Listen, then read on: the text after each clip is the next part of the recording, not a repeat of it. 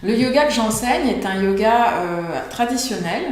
Si vous sentez qu'il y a urgence pour vous à dérouler un tapis parce que vous avez mal au dos, parce que vous êtes stressé, parce que vous dormez mal, parce que voilà, la vie apporte ses défis, venez tester le cours de yoga dans la salle de Yoga Lab.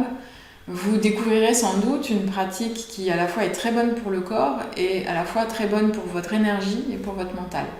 Qu'on travaille au niveau du postural, du respiratoire, de la relaxation profonde ou des outils de concentration.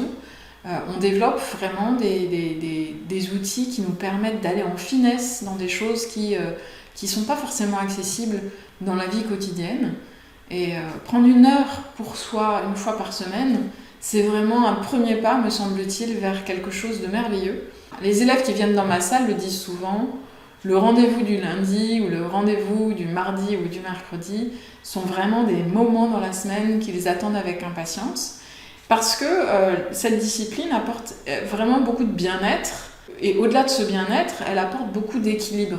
Le yoga que je pratique s'inscrit dans les textes anciens, notamment les Yoga Sutras de Patanjali, qui est un livre qui a été écrit il y a 2000 ans, et qui renferme 195 aphorismes sur le yoga.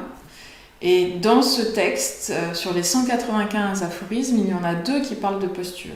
Tout le reste parle de la raison d'être du yoga, à savoir maîtriser les fluctuations, les mouvements du mental.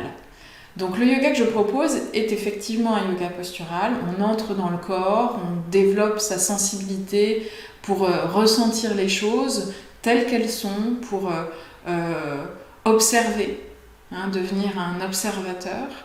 Et j'essaie d'apporter à une pratique posturale une dimension peut-être un peu plus de développement personnel ou spirituel, chacun mettra le mot qu'il souhaite, parce que ma conviction est qu'on peut vraiment passer par le corps pour affiner notre regard, notre perception du monde qui nous entoure, et peut-être même pour